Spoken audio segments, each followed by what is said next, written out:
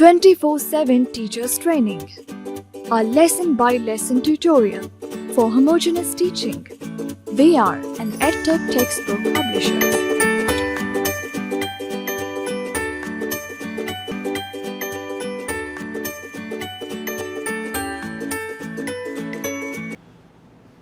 بسم اللہ الرحمن الرحیم. السلام علیکم محترم ٹیچر. سنو مین پبلشرز کی جانب سے خوش آمدید. یہ سیشن چوتھی جماعت کی اردو کے باب نمبر 5 پر ہے، جو کہ ایک نثری عبارت پر مشتمل ہے. عنوان ہے جوہر قابل. آئیے ایک نظر ڈالتے ہیں حاصلات تعلم پر.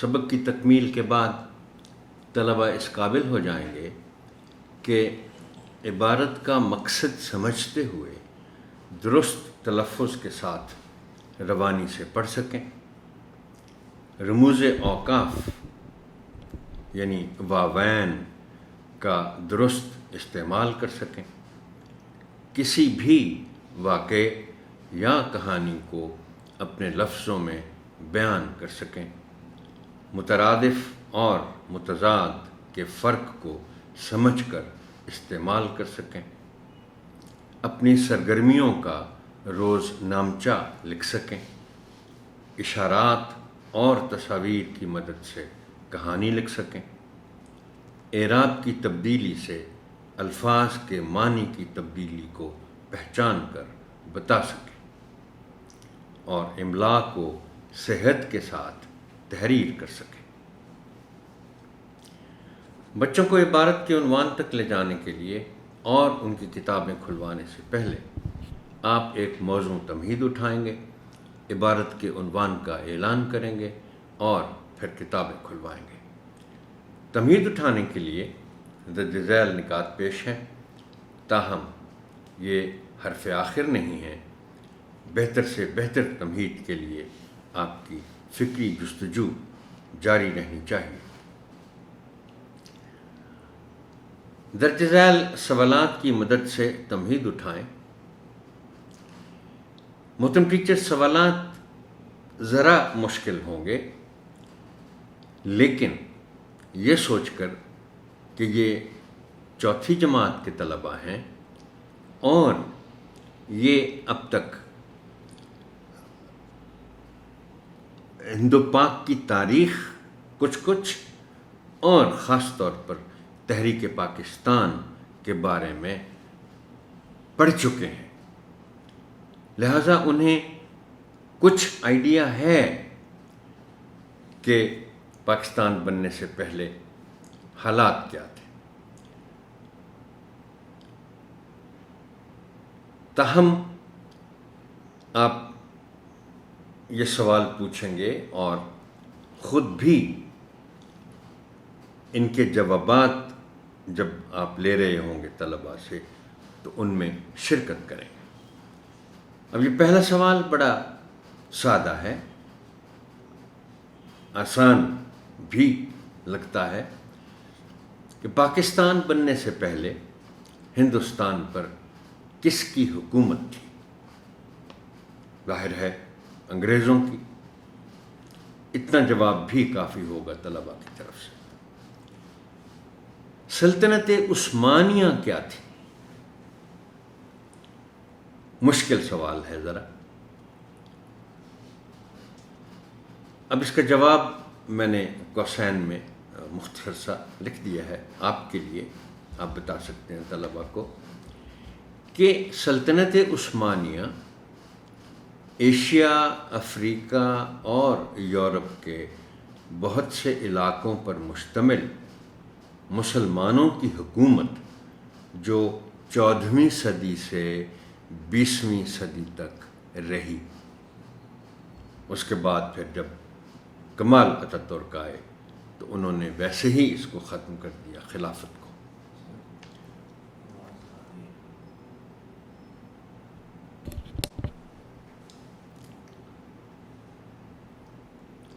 اگلا سوال ہے خلافت کسے کہتے ہیں؟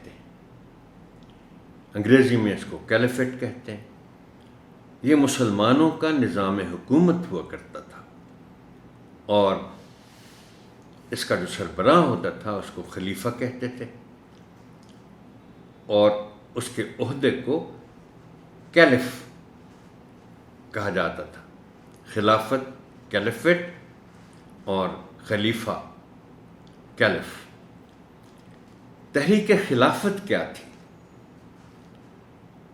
پہلی جنگ عظیم کے بعد جب خلافت خطرے میں تھی تو ہندوستان کے مسلمانوں نے اسے بچانے کے لیے تحریک شروع کی، جس کی قیادت محمد علی جوہر نے کی۔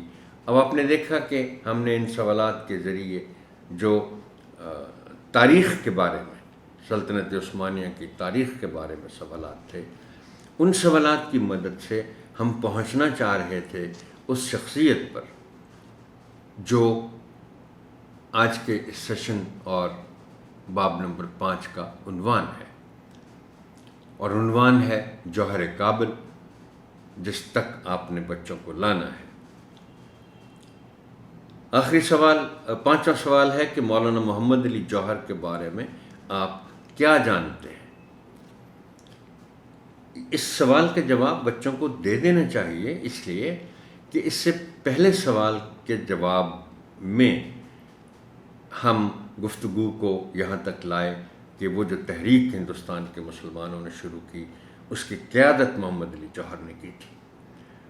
جوہر کابل کے کیا معنی ہے، جو کہ عنوان ہے اس سبق کا؟ اس کا مطلب ہے قابلیت میں ہیرے جیسا۔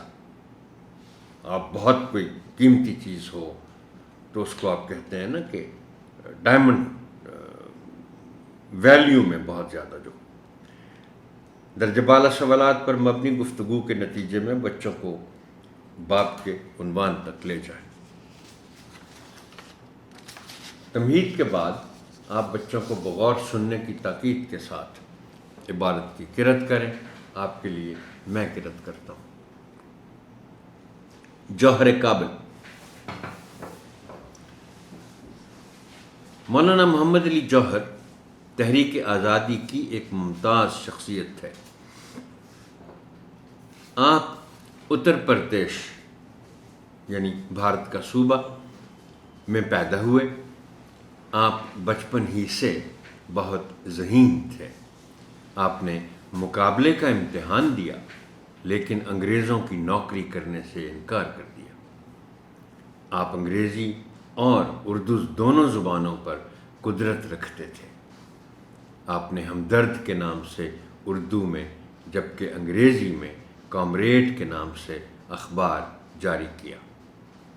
آپ کا اخبار کامریڈ اس قدر معیاری تھا کہ ہندوستان کا انگریز وائسرائے لندن میں ہندوستان کے حالات سے آگاہ رہنے کے لیے کامریڈ اخبار بحری جہاز کے ذریعے منگواتا تھا۔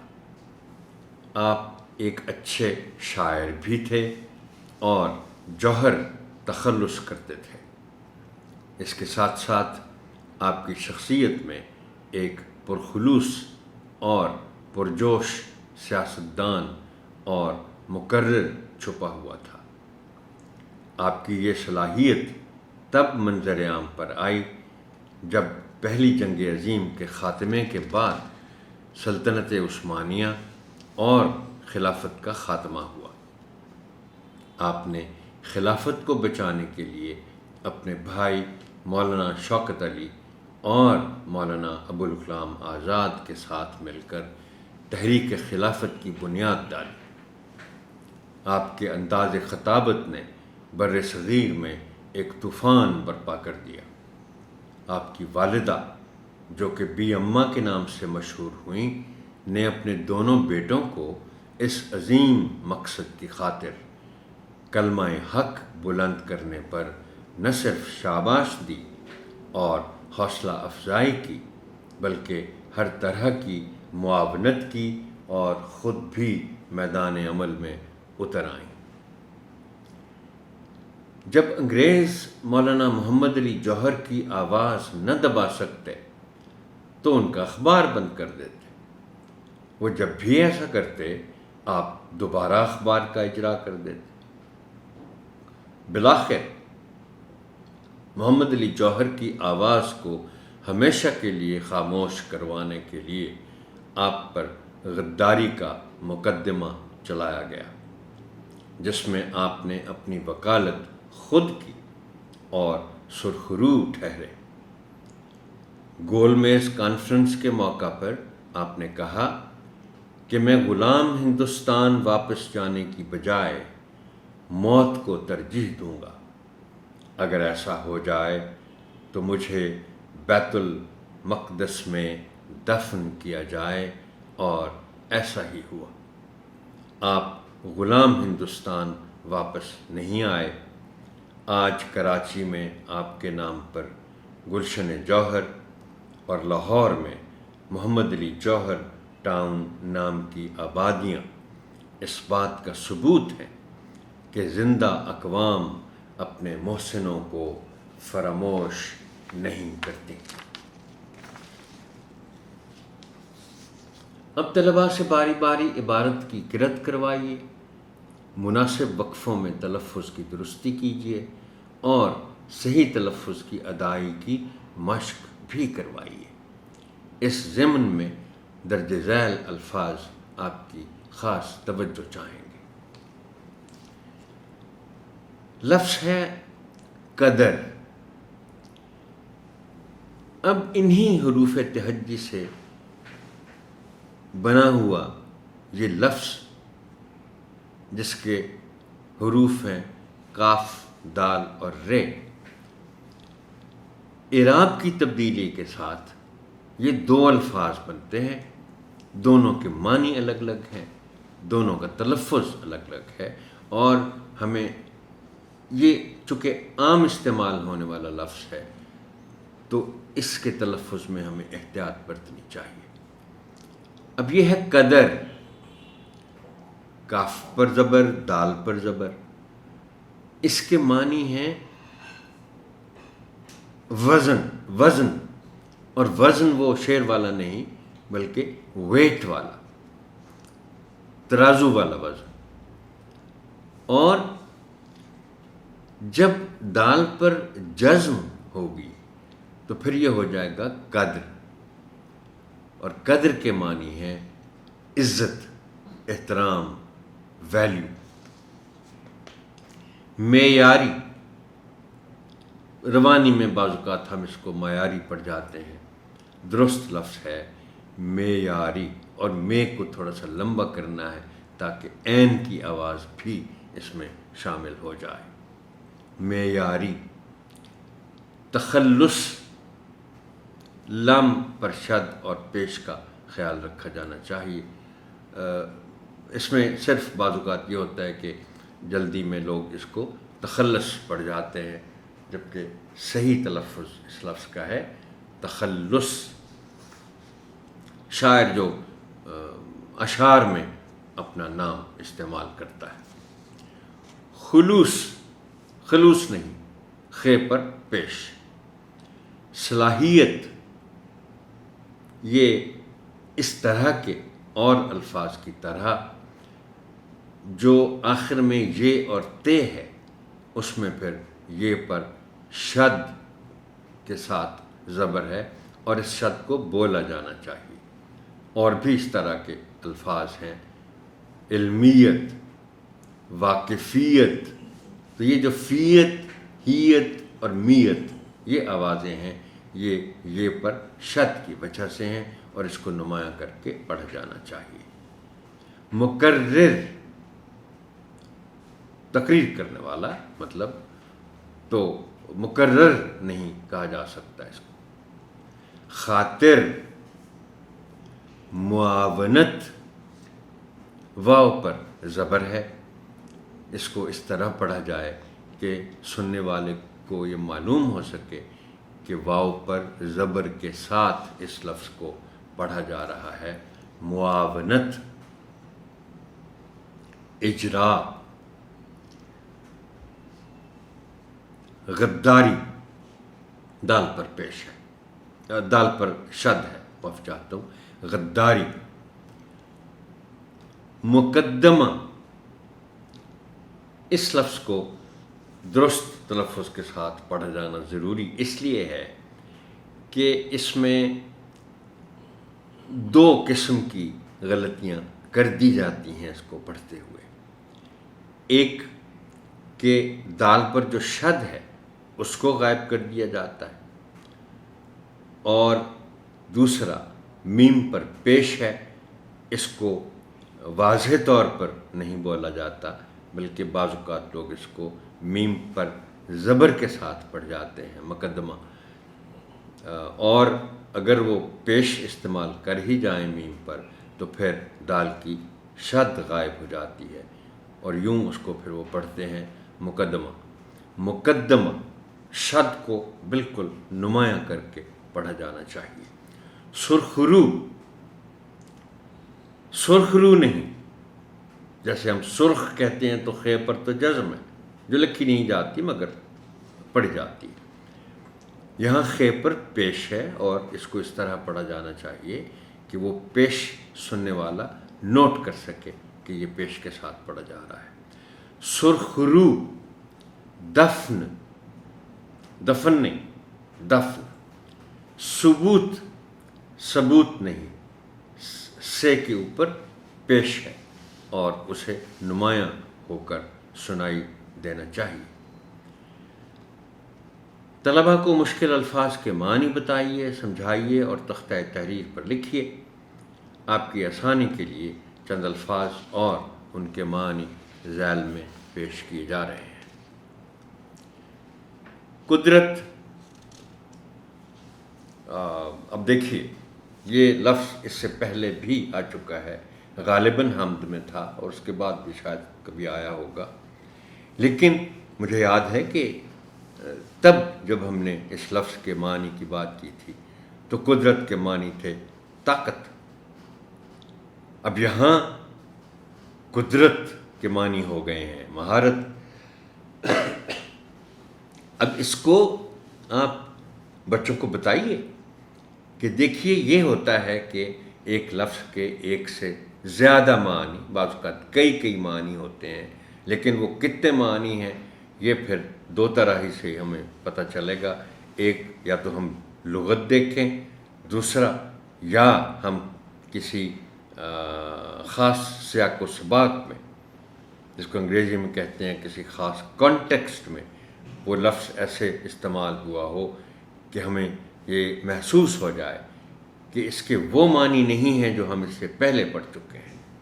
سو قدرت کے معنی ہوئے مہارت، معیاری، اعلیٰ درجے کا، اچھے معیار کا، اچھے سٹینڈرڈ کا، آگاہ، باخبر، مقرر، تقریر کرنے والا، تخلص، شاعر کا وہ مختصر نام جو وہ اپنے اشعار میں استعمال کرتا ہے، جیسے میر تھا، غالب تھے، اقبال، علامہ محمد اقبال، اقبال ہی کو اپنے اشعار میں استعمال کرتے تھے۔ معاونت، مدد، اس سے پھر آپ بتا سکتے ہیں بچوں کو کہ معاون بھی لفظ بنتا ہے، جو معاونت کرے، جو مدد کرے۔ منظر عام پر آنا، ظاہر ہونا، سامنے آنا۔ بالآخر، آخر کار، in the end۔ اجرا، جاری کرنا۔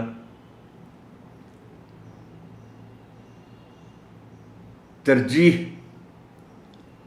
اولیت، برتری۔ مگر ترجیح کا لفظ صرف تب استعمال ہوتا ہے، آپ بچوں کو بتائیں، کہ جب دو یا دو سے زیادہ باتوں یا چیزوں کا ذکر ہو رہا ہو اور پھر یہ کہا جائے کہ ان سب میں سے کسی نے یا میں نے فلاں بات یا کام یہ چیز کو ترجیح دی، پریفر کیا. یہ پریفرنس ہوتا ہے، انگریزی میں اس کو کہتے ہیں پریفر کرنا. سرخرو کامیاب، محسنوں محسن کی جمع، احسان کرنے والا. اقوام قوم کی جمع. آپ اگر لغت دیکھیں محترم ٹیچر، تو ہر لفظ کے معنی کے بعد کوئی لفظ اگر واحد ہے تو اس کی جمع بھی دی ہوتی ہے، اور وہ جو جمع دی ہوتی ہے وہ اس کے مختلف پہلو ہیں. ایک تو یہ ہے کہ اردو میں جمع کیا ہوگی، وہ دی ہوتی. اگر وہ لفظ عربی سے آیا ہے تو وہ بھی بعض اوقات الگ سے دی ہوتی. لیکن جو اردو میں جمع دی ہوتی ہے بہت سے الفاظ کی ایسی، پھر وہ دو طرح سے وہ دی ہوتی ہے جمع. مثلا لفظ قوم ہے تو اس کی جمع قومیں بھی ہوگا، اقوام بھی ہوگا. فراموش، بھولا ہوا. بند کتابوں کے ساتھ پہلے آپ عبارت کا مفہوم بیان کریں اور پھر طلباء کو خاموش کرت کا وقت دیں. اس کے بعد ان کی کتابیں بند کروا کر منتخب بچوں کو عبارت کا مفہوم بیان کرنے کے لیے کہیں. یہاں ایک بات محترم ٹیچر ضرور کہنا چاہوں گا. میں نے آپ سے گزارش کی تھی نا کہ بہتر تدریس کے لیے آپ کو مطالعہ کرنا چاہیے، یہ بہت ضروری ہے. اس لیے کہ دیکھیے یہ اب باب ہے تو ایک شخصیت پر اور اردو زبان پر ہے، مگر سبق کی تفہیم چونکہ ہم نے کروانی ہے بچوں سے، اس لیے آپ کیا حرج ہے اگر محمد علی جوہر کے بارے میں کچھ مطالعہ کر لیں، ہمیشہ آپ کے کام آئے گا. چونکہ یہ تو ایک مختصر سا متن ہے، یہ ساری تفاصیل تو آپ کو مہیا نہیں کر سکتا. مثلا میں آپ کو مولانا محمد علی جوہر کے بارے میں ایک بات بتاؤں کہ وہ اتنی شاندار انگریزی بولا کرتے تھے، یعنی ان کی اسپوکن انگلش، اور اتنی شاندار ووکیبلری کے ساتھ کہ وہ انگلستان میں بھی جب جا کے کبھی تقریر کرتے تھے تو انگریز اش اش کر اٹھتے تھے. وہ ان کی تعریفیں کیا کرتے تھے کہ اتنا شاندار بولتے ہیں. اب آپ چند الفاظ کا انتخاب کریں اور بچوں سے کہیں کہ وہ ان الفاظ کو استعمال کرتے ہوئے اپنے جملے لکھیں. آپ ان کے جملوں کی اصلاح کریں اور پھر نمونے کے طور پر خود بھی ان الفاظ کے جملے بنائیں اور تختہ تحریر پر لکھیں. اب ہم آتے ہیں متعلقہ حاصلات تعلم کے حوالوں کے ساتھ مشق، زبان شناسی اور لکھائی کے کچھ اہم پہلوؤں کی طرف. اب یہ سرگرمی ہے صفحہ نمبر 31 پر آخری کے سبق میں موجود درج ذیل الفاظ کے معنی لغت میں سے دیکھ کر لکھیں. یہ تو آپ لکھوا لیں گے، لیکن اس کو ایک موقع جانتے ہوئے آپ سے میری گزارش ہے محترم ٹیچر کہ میں چونکہ اب تک آپ کو بار بار یہ کہتا رہا ہوں کہ آپ ضرور لغت بینی کی عادت اپنائیں، اور میں یہ یقین کرتے ہوئے کہ آپ نے اب تک لغت بینی کی عادت کو اپنا لیا ہوگا، تو اس سرگرمی کے حوالے سے آپ طلباء کو بھی راغب کریں اور ان کو بتائیں کہ لغت بینی کے فوائد کیا ہیں۔ اگرچہ سرگرمی کا حاصل تعلم یہ ہے کہ طلباء لغت میں الف بائے ترتیب سے الفاظ کے معنی تلاش کریں۔ اب یہ کہنا میرے لیے بھی آسان ہے، شاید آپ کے لیے بھی آسان ہوگا بچوں کو یہ کہنا کہ آپ اپنی اپنی لغت خریدیں، لیکن یہ رجحان ہے نہیں۔ پھر بھی چند بچے بھی خرید لیں گے تو بڑی بات ہے۔ آپ بچوں کو لغت بینی کے فوائد ضرور بتائیے گا، نہ صرف فوائد بلکہ آسانیاں کیا ہیں لغت بینی کے نتیجے میں، ہمیں کیا آسانیاں ملتی ہیں الفاظ کے مختلف پہلو دیکھنے میں۔ اگلی سرگرمی ہے کہ اپنے بچوں سے کہنا ہے کہ ایک روزنامچہ لکھیں کہ اتوار انہوں نے کیسے گزارا۔ یہ صفحہ 33 پر آپ اس کا حاصل تعلم ہے کہ طلباء اپنی سرگرمیوں کا روزنامچہ لکھ سکیں۔ آپ بچوں کو بتائیں کہ روزنامچہ یا ڈائری، فرق تو ہے لیکن زیادہ نہیں۔ آپ طلباء کی رہنمائی کریں کہ روزنامچہ لکھنا کیسے ہے، ضروری بات جس کو وہ یاد رکھنا چاہیں۔ بعض اوقات یہ فیصلہ بھی کوئی کر سکتا ہے کہ میں روزانہ لکھوں گا کہ میں نے کیا کیا کیا۔ ڈائری میں یہ گنجائش ہوتی ہے کہ آپ نے کوئی خاص واقعہ، کوئی خاص آپ کے احساسات کو لکھنے ہیں، مشاہدات لکھنے ہیں، تو آپ بیچ میں سے کچھ دنوں کو چھوڑ کے بھی یہ مشاہدات لکھ سکتے ہیں۔ یہ سیشن جہاں تک ہی محترم ٹیچر، آپ کی سماعت کا شکریہ۔ اللہ حافظ و ناصر۔